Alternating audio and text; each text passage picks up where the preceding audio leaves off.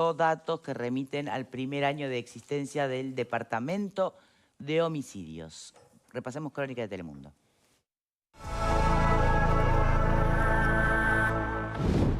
El Departamento de Homicidios cumplió un año como unidad especializada y difundió cifras de ese periodo. En 220 homicidios, 125 fueron aclarados, en 70 hay avances y en 25 no hay pistas concretas. 205 víctimas eran hombres y 15 mujeres. El 86% de los homicidios se concretó con arma de fuego, pero lo que llama la atención es la cantidad de disparos. Uno que está acostumbrado ya es viejo en este tipo de investigación de materia de homicidios. Lo que antes se veía 1 o 2 disparos, ahora estamos acostumbrados a ver de 30 a 40 disparos. Con los informes balísticos de Policía Científica, se está haciendo un relevamiento de los hechos en los que participan las armas. Las armas se están moviendo mucho. Hoy en día aparecen en Canelones, aparecen en el Cerro, después aparecen en el Marconi, aparecen en diferentes lugares y estamos tratando de mapear ese tipo de armas. El balance que se presentó también afirma que en el último año el 52% de los homicidios en Montevideo tuvo como causa algún tipo de conflicto criminal y el 12% fueron consecuencia de rapiñas. Hubo 258 personas formalizadas por la justicia por homicidio o tentativa de homicidio.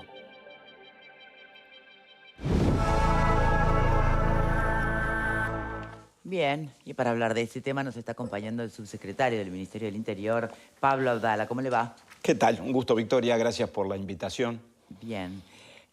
Planteado así, el 56.8% de los homicidios en lo que fue de este año de la creación del departamento se aclaran.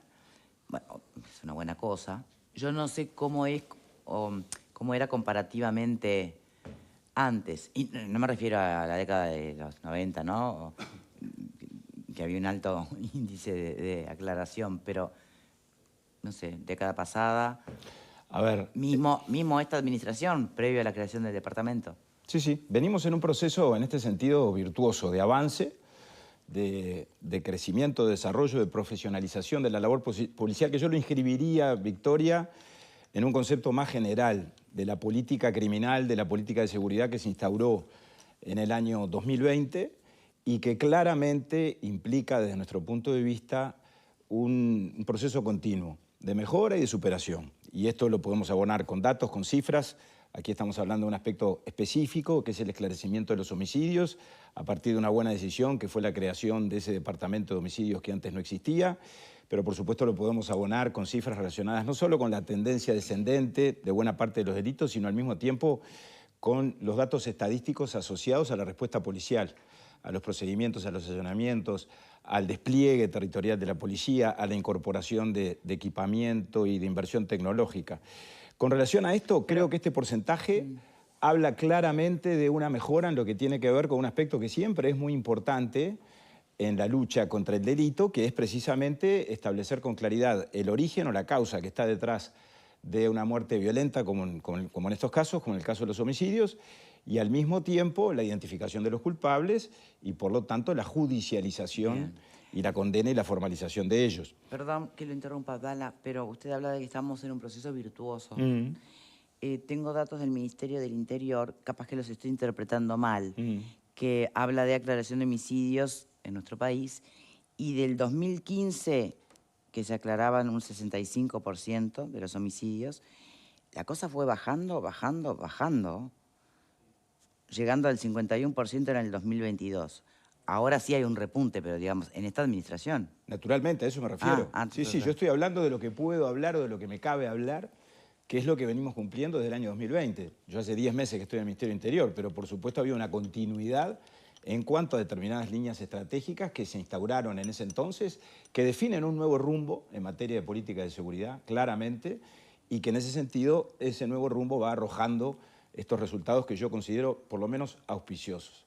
El esclarecimiento de los homicidios, además, Victoria, yo más que de 56% hablaría de 87%, porque le agregaría el 31% de casos o de homicidios que ya están aclarados para la policía, pero que sin embargo todavía no se judicializaron o se judicializaron pero todavía no hay condena o formalización, o porque hay sospechosos que están requeridos o porque todavía estamos en la etapa de recoger las pruebas, las evidencias, o porque en esa relación siempre particular, pero absolutamente indispensable en una república y en un gobierno democrático entre el Poder Judicial o particularmente la Fiscalía, que es quien acusa, y el Ministerio del Interior, bueno, los fiscales reclaman evidencia adicional con relación a la que ya se recogió o a la que ya se Entraría en el dispone. capítulo de con avances, tal como está planteado el esquema. ¿Cómo, perdón? Ah, sí, con avances, claro. 220 homicidios aclarados, 125, con avances 70, se Con refiere a avances eso. quiere decir esto, que la policía ya tiene identificado a un sospechoso o a un culpable, Bien. por ejemplo.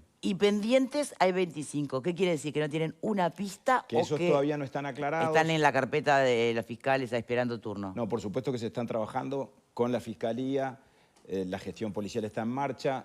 Desde luego que no se renuncia ni se abandona nunca el trabajo que tienda precisamente al esclarecimiento de esos episodios. Es más, muchas veces la cuenta se va agrandando más allá del cumplimiento del cierre de cada año calendario, porque de pronto ahora estamos aclarando homicidios que acontecieron el año pasado, o el anterior, o hace 5 años. O el de Lola Jornales. Por ejemplo, ese es un ejemplo que todos sabremos reconocer muy fácilmente. Y esto tiene que ver sin duda con, entre otras cosas, la renovación y el aporte de nuevas respuestas, de agregado de valor en lo que se viene haciendo desde el Ministerio del Interior, en todas las líneas y en todos los planos que yo dije recién, y también en lo que tiene que ver con la especialización y la profesionalización. Yo creo que además la campaña electoral está demostrando que es un tiempo muy fermental este de la campaña, donde los partidos plantean sus propuestas, el país se carga de consignas en todas las materias, el tema de la seguridad, por supuesto, es un tema central siempre, lo era antes y lo es ahora también. Y francamente, yo cuando contrasto los planteos que vamos escuchando de parte de todos los candidatos, particularmente los partidos con representación parlamentaria y de los candidatos que tienen vocación de ganar la elección o de definirla en el balotaje, compruebo que francamente realmente se están haciendo las cosas bien, porque las propuestas, hasta ahora yo no he visto propuestas demasiado novedosas en este sentido, que no nos hagan a nosotros sino confirmar, repito, que vamos por el rumbo correcto, porque muchas veces se está planteando más de lo mismo de lo que ya estamos haciendo, y bienvenido, y otras veces se están... planteó 2.000 funcionarios más, ¿no? ¿Cómo? 2.000 funcionarios más. ¿2.000 funcionarios más? Y lo planteó Orsi. Ah, sí, sí.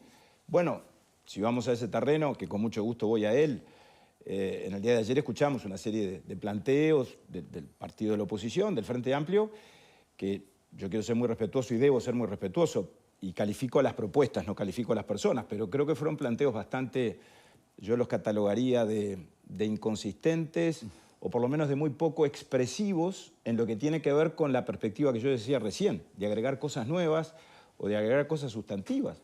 Porque está bien, 2.000 efectivos más. Hoy tenemos 3.500, 4.000, casi 4.000 efectivos más. ¿Qué quiere decir la fuerza efectiva? Los policías ejecutivos que están dedicados al combate al delito en forma directa, de los que teníamos en el año 2020. Por ejemplo, se nos habló ayer de un nuevo sistema integral de combate al narcotráfico. Sí.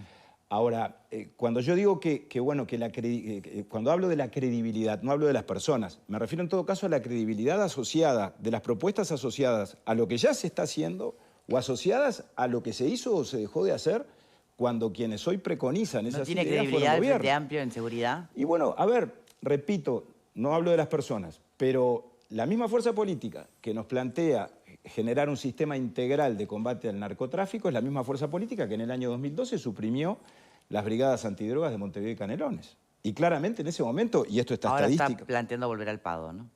Volver al PADO nunca dejó de existir. Es más, nosotros lo mejoramos el PADO, porque el Frente lo concibió, y el ministro Bonomi en su tiempo, como una respuesta estática, de poner policías en determinados puntos fijos, de una manera cristalizada, llamémosla así, o inmóvil, y nosotros le hemos dado a la estrategia de despliegue policial, cuando digo nosotros, digo la Policía Nacional durante todos estos años, un concepto nuevo de actualización y de dinámica y de ajuste cotidiano y permanente en función de la evolución del delito, que es dinámico. Porque los mapas de calor, ¿cómo se conforman? Se conforman en función de los distintos niveles de criminalidad que se van dando en las distintas zonas y que, repito, ese no es un fenómeno estático. Pero, por supuesto, a eso le agregamos muchas cosas más, le agregamos más móviles, le agregamos tecnología. Se nos habló ayer también, por ejemplo, de un programa de intervención de barrios. Bueno, los barrios los estamos interviniendo en esta administración, con los 4 blindados de la Guardia Republicana que incorporamos, con el ingreso a los barrios para establecernos en ellos y por lo tanto no salir de ellos hasta tanto no se restablezca el orden, la tranquilidad, que sabemos que hay dificultades y que hay violencia, que la hay y mucha.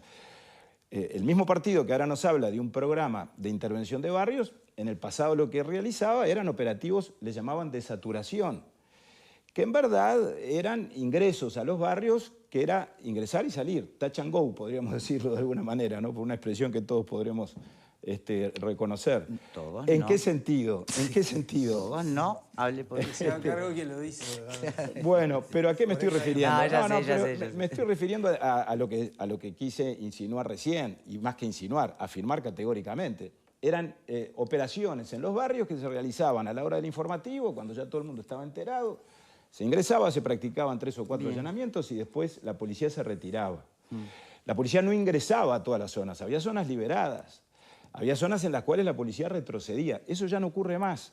Entonces, por supuesto que es legítimo que cualquier partido o cualquier candidato en una instancia electoral haga propuestas, haga planteos, del tenor que sean. Pero, reitero, a nosotros lo que nos da una gran tranquilidad del desarrollo de esta campaña electoral es que del contraste de esas ideas, en todo caso lo que a nosotros nos resulta es la confirmación de que el camino que se está transitando es el camino correcto. Perfectible, por supuesto. Bien. Que queda mucho por hacer, también. Permítame abrir al panel Sí, y les cómo no. pregunto a todos qué les llamó la atención de esta evaluación de este primer año de este departamento. Hay un dato por allí que no mencionamos todavía, pero que remite a la cantidad de disparos en los lugares donde se está cometiendo un hecho delictivo, a diferencia de lo que podía ser antes. Y después, si creen que, obviamente que siempre es importante esclarecer los homicidios, los crímenes, los delitos, pero si mejorar la tasa de esclarecimiento también puede ir de la mano con una baja en la criminalidad o en la violencia, o son cosas muy distintas. ¿Qué pensás, Pepe? No lo sé realmente si mejorar la tasa de esclarecimiento significa una baja del delito. Lo que sí me pregunto es qué hechos puntuales o a partir de este departamento de homicidios generaron ese esclarecimiento, un mayor nivel de la policía científica en la actuación, un mayor profesionalismo, lo cual podría implicar que antes no existía. Se lo pregunto por ese lado. Sí. También ayer se habló, o en estos días, por parte del partido de la oposición, de la creación de equipos de investigación criminal. Equipos de investigación criminal es el Departamento de Homicidios que se creó en septiembre del año pasado, que precisamente lo que hace es crear equipos o conformar equipos de investigación criminal especializados en el tema de la violencia y de los homicidios, que además trabajan cada uno de ellos con cada uno, por ejemplo, en el Departamento de Montevideo, de los 4 fiscales de homicidios que componen el Ministerio Público en la capital. Bien. Y esta pregunta está bueno que se la hagan, porque por supuesto, partiendo del gobierno, del Ministerio del Interior, del subsecretario del Ministerio del Interior, alguien puede decir, bueno, ¿qué nos va a decir el Ministerio? ¿Qué otra cosa diferente nos puede llegar a decir quien está gobernando, que en todo caso las cosas están mejor o están bien o están en el rumbo correcto? Desde luego, eso es previsible. Ahora, esta misma pregunta seguramente no la va a responder de una manera demasiado diferente cualquiera de los 4 fiscales de homicidios que trabajan con nosotros y con los equipos del Departamento de Homicidios, porque ya lo han dicho públicamente, el fiscal Negro, la fiscal Edelman, la fiscal Morales. Creo que en esa ida y vuelta o en ese intercambio y en esa relación interinstitucional que tenemos que tener y que tenemos, Ministerio Público, Fiscalía y Ministerio del Interior, ha habido un desarrollo y un crecimiento y una, podríamos decirlo así, una integración armónica al trabajo entre las dos partes que creo que ha sido saludable y ha permitido este nivel de esclarecimiento, que siempre es importante, Victoria, porque si los homicidios campearan en el Uruguay y nosotros no respondiéramos en términos de aclararlos y de identificar a los culpables, la impunidad sería viviríamos en la galopante, más absoluta claro. impunidad y la sensación de inseguridad obviamente sería mucho mayor. Bien. Nivel de homicidios, que quiero terminar con esto, por supuesto está alto, nadie lo ignora, que se disparó durante los gobiernos del Frente Amplio, nadie lo ignora. Entre el 2017 y el 2018 pasamos de la franja de los 200 y tantos homicidios a los 423 que tuvimos ese año, que el actual gobierno redujo en una proporción pequeña, pero que quede claro, me parece que este es un tema que tenemos que sacar del debate meramente político, porque es reducir el debate. El tema de los homicidios es mucho más complejo. Bien. Porque hace a la violencia que impera en la sociedad, que va más allá incluso que los temas relacionados con la lucha entre bandas de narcotraficantes y que tiene una serie de complejidades que después podamos abordar y analizar. Diego. A ver, varias cosas. El esclarecimiento es un logro de la policía y de las instituciones mucho más útil para reducir los crímenes que el aumento de penas. O sea, muchas veces... Eso está muy estudiado. Es una de las preguntas que yo me hacía, Eso está ¿no? muy estudiado y tiene buena evidencia de respaldo. Es decir, en esta lógica de qué son las acciones del Estado que pueden desincentivar a los delincuentes, es cuando ven que hay más condenas por el delito que están cometiendo. Entonces es muy importante. Nosotros no estamos mal a nivel de Latinoamérica, pero estamos lejos a los niveles de esclarecimiento que tienen, por ejemplo, en otros continentes que están en torno del 70, 80%. O sea, nos falta camino todavía. Sí quiero decir que, a ver, dos cosas. Primero, escuché que el presidente de la calle pidió que quienes iban a hacer campaña se dedicaran a hacer campaña y las autoridades que permanecían en el Poder Ejecutivo se dedicaran a gestionar. Cabe un discurso, la verdad, muy tomado por el relato electoralista. Pero bueno, dejando pasar eso, también me hace ruido un jerarca que enuncia como que todas las mejoras comenzaron en el 2020 y todo lo que pasó antes fue negativo. Pupo decía, el esclarecimiento del homicidio de Lorna Chornales, sí, muy importante, se registró en esta administración, en base a un recurso que es un banco de ADN que se había instalado en el periodo anterior. Lo que dijo el PADO no es así. El PADO siempre se administró... Cosa, perdón. No, pará, te referiste a mí, te voy a decir, en aquella época fueron a buscar cualquier cosa. ¿De qué me estás hablando? Pues estás hablando... ¿Cuándo se creó el banco de ADN, Pupo, con el que se pudo resolver el homicidio de Lola Chornales? Por favor, con el tema del banco de ADN. Te escucho. De lo que está hablando, porque además le pasaste factura al entrevistado recién, como si yo no me acordara de la postura de Bonomi frente a manifestantes, poniéndole el culo así para que se corra la gente en pleno acto político. ¿Vos no te acordás de ese tipo de actitud? Igual le hablás a Abdala como que viene acá a hacer política. Bueno, yo debato con Abdala, que es un muy buen polemista, y ya lo escuchamos y desarrollar todas sus ideas. ¿Cuál es el problema que tenés con eso? Te estás olvidando de cosas gravísimas que hicieron las autoridades anteriores con el tema del banco ADN. ¿Vos te acordás las primeras cosas que fueron a buscar en el tema de Lola Chornales? Si me permiten, yo creo que en el caso de Lola Chornales nadie debe sacar cartel porque si se resolvió fue gracias a una genetista, Natalia Sanders. Funcionarios policiales y funcionarias policiales son de una institución centenaria que los partidos vamos pasando y la institución sigue siendo la misma y compuesta más o menos por la misma persona. Entonces hay un mérito de los investigadores que lo llevaron adelante. Luego las políticas se ajustan en un sentido u otro. Pero no quiero dejar pasar lo del PADO, porque el PADO se diseñó en base a una metodología validada internacionalmente que se aplicó en nuestro país, que implica responder a la georreferenciación de los delitos, que eso implica organizar la información de donde los delitos se están produciendo para desplegar las fuerzas policiales en función de esos mapas de calor. En una visión estática, totalmente. Y el mismo como jerarca, si el crimen fuera una cosa estática. No se olvidaron de disparate, eso. Y el mismo jerarca que nos sugiere que todo empezó en el 2020 reconoce que el PADO es una buena herramienta. La tortuga. Por eso lo dijo usted, Abdala. No. Estoy debatiendo con sus dichos. Pero escúcheme, no ponga palabras en mi boca que yo no dije. Yo no dije que todo lo que se hizo antes estuvo mal. Ahora, que en el pasado se cometieron errores muy graves, no tengo la más mínima duda. Y que por lo tanto era indispensable cambiar, tampoco. Y que nosotros preconizamos en la campaña que era necesario iniciar un nuevo camino en términos de una nueva política criminal también, y que lo hicimos sin ninguna duda. Bueno, porque cuando se nos dice que no hay rumbo, ¿lo hicieron? Bueno, el rumbo es es todo esto que le estoy diciendo. Que el electorado le quitó el respaldo al Frente Amplio por estos asuntos me queda claro. Déjeme contestar. No sé si está satisfecho hoy. El esclarecimiento de los delitos, entre otras cosas, obedece a una fuertísima inversión en tecnología y a un refuerzo presupuestal muy importante que recibió el Ministerio del Interior para invertir en tecnología, entre otras cosas, que ha permitido, por ejemplo, no solo duplicar la cantidad de cámaras y el programa y el sistema de videovigilancia, que ahora resulta que el Frente Amplio propuso anteayer o ayer, cuando hizo las propuestas el candidato Orsi, que querían llevar la videovigilancia a 20.000 cámaras en todo el país, y ya está resuelto. Abdala, usted era legislador. ¿Cuándo llegó la videovigilancia al Uruguay? Está bien, Cuénteme. pero lo que yo le quiero decir es que nosotros la duplicamos. Perfecto. Y no solo la duplicamos, pero sino entonces que, es la continuidad de algunas las 20.000 cámaras que se nos propone instaurar, las vamos a tener en los primeros meses del año que viene porque estamos licitando las últimas 5.000 y vamos a estar allí, en 19.000 o 20.000. A eso me estoy refiriendo. Pero permítame Ahora, una pregunta que Esperen, solamente permítanme una ampliar un pregunta para poquito porque terminar. si no, no pueden entrar Sí. todos. A ver, Pablo Casas, después si sobra tiempo volvemos. Ok, ok. A ver, la creación del Departamento de Homicidios es una muy buena herramienta, que depende de hechos complejos. No dicho por mí ni dicho por Abdala, lo dicen los fiscales. ¿Ah? Porque tiene la particularidad de que se forman equipos de 3 o 4 oficiales y unos 15 o 20 efectivos que trabajan directamente con la Fiscalía de Homicidios que está en el turno cuando se comete el homicidio. Y entonces esa investigación se centraliza y es mucho más directo el trabajo. Y ha fluido bastante y eso es una muy buena creación. Dicho por los fiscales, John. ¿Ah? Dicho por los fiscales. Dicho por los fiscales, que son los que necesitan esa herramienta. Eso es incuestionable. Suscribo. Eso es incuestionable. Ahora bien, el esclarecimiento de estos homicidios también se ha dado porque, como bien dice Abdala, se ha dado una gran inversión dentro del ministerio. Y los números están.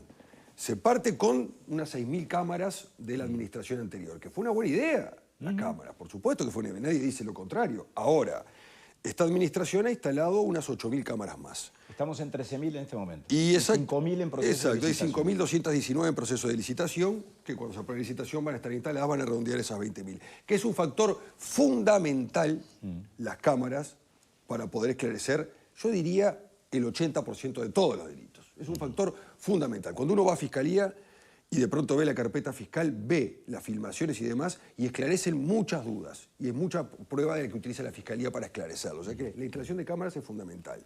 En complemento, con los drones que ha instalado el Ministerio del Interior, que quizás no había la tecnología suficiente o el presupuesto, como fuere, no vamos a indelegarle nada a nadie, pero ahí están, en los cuales hacen un patrullaje virtual y tiene una particularidad que tiene el reconocimiento facial, algo de una tecnología... Que también lo propone de primer mundo. Orsi. Claro, pero yo estoy diciendo lo que está, Ya lo está. que se propone. No, ya claro, está. sí, Pero simplemente hay drones hago referencia hoy a que con hay una- algunas de con las una medidas que se tecnología proponían que ya están en marcha. Que Por eso realiza yo el te decía- patrullaje y hace un reconocimiento facial de personas que están requeridas, por lo cual las puede identificar. Que eso también ha ayudado al esclarecimiento no solo de los homicidios, sino que de una serie de delitos más. Por lo cual, no voy a ponerme a discutir si antes eran 53%, 83, 42 o 51. Lo que estamos discutiendo acá es si el Ministerio del Interior ha invertido en tecnología y ha empleado herramientas que combaten el delito. Y yo creo que estas herramientas son incuestionables. ¿Pueden haber más? Por supuesto que hay más. Y No ya las voy a hay enumerar porque son varias. Pero cuestionar estas herramientas y lo que el Ministerio del Interior ha invertido en este tipo de proyectos, yo creo que es muy positivo. Y por eso yo digo, si me permitís, Victoria, que es bien interesante escuchar las propuestas y asistir al debate que por lo menos mediáticamente se produce, porque nada más que mediáticamente hasta este momento, pero en fin, en cuanto a los temas de seguridad, por ejemplo, porque muchas de las cosas que se proyectan para llevar adelante en un virtual futuro gobierno a partir del 1 de marzo del 2025, ya están en proceso de implementación o ya están implementadas. El reconocimiento facial, sin ninguna duda. La aplicación de la inteligencia artificial al sistema de biovigilancia, ya está, lo anunciamos la semana pasada. De las 13.000 cámaras que en este momento están en funcionamiento, 2.000 ya tienen la condición de la inteligencia artificial que permite cargar determinados eventos para que las cámaras le den una alerta a los operadores policiales para poder vigilar en tiempo real y para que, por lo tanto, bueno, en una dimensión tan amplia de cámaras que funcionan a la misma vez, quien está operando y quien está controlando sepa dónde tiene que mirar. Eso también se planteó el otro día, ya está.